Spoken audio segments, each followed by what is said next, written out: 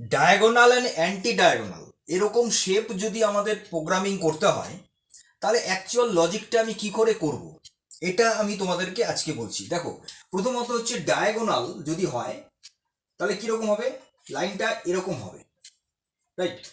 আর যদি anti diagonal হয় তাহলে আবার লাইনটা কি হবে, এরকম হবে, এরকম যাবে, মানে একটা এই পাশ দিয়ে যাবে, একটা এই পাশ দিয়ে যাবে।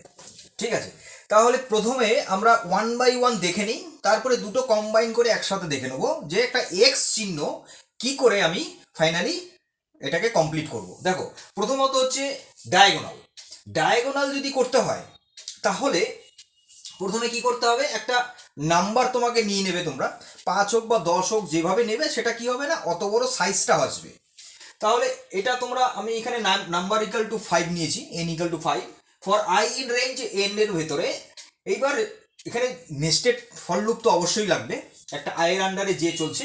এই জায়গাটাতে খেয়াল করো, এখানে if I double equal J, if I double equal J, যে যে জায়গাতে i এর ভ্যালু আর j এর ভ্যালু সেম সেম আসবে সেখানে ডায়াগোনালটা আসবে, মানে সেখানেই প্রিন্ট হবে স্টারটা।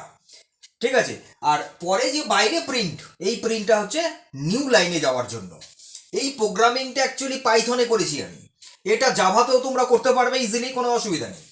দেখো, তাহলে এই হচ্ছে মেইন লজিক। কোন লজিকটা মেইন, সেটা হলো ইফ এর আন্ডারে আই ডবল ইকুয়াল জে, এটা হলো ডায়াগোনাল যদি করতে হয়। এইবার এটা যদি উল্টো দিকে হয়, মানে এইভাবে যদি হয় ক্রস, অ্যান্টি অ্যান্টি ডায়াগোনাল হয়, সেক্ষেত্রে আমাদের কি প্রোগ্রাম হবে।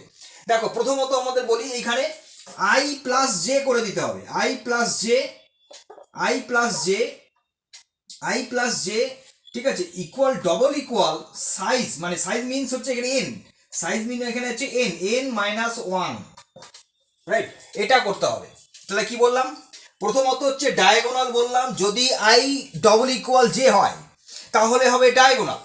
আর যদি সেই ডায়াগোনালটা উল্টো দিকে হয়, অ্যান্টি ডায়াগোনাল হয়, সেক্ষেত্রে আমরা করব I plus J double equal N minus one, মানে বা সাইজ মাইনাস ওয়ান, মানে যতটা আমার রো সাইজ থাকবে সেটা।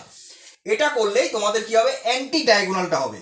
এবার দুটোকে কম্বাইন করে দেবে ইজিলি, কি হবে, এখানে ইফের মধ্যে অর লাগিয়ে দেবে, I double equal J or I plus J double equal N minus one.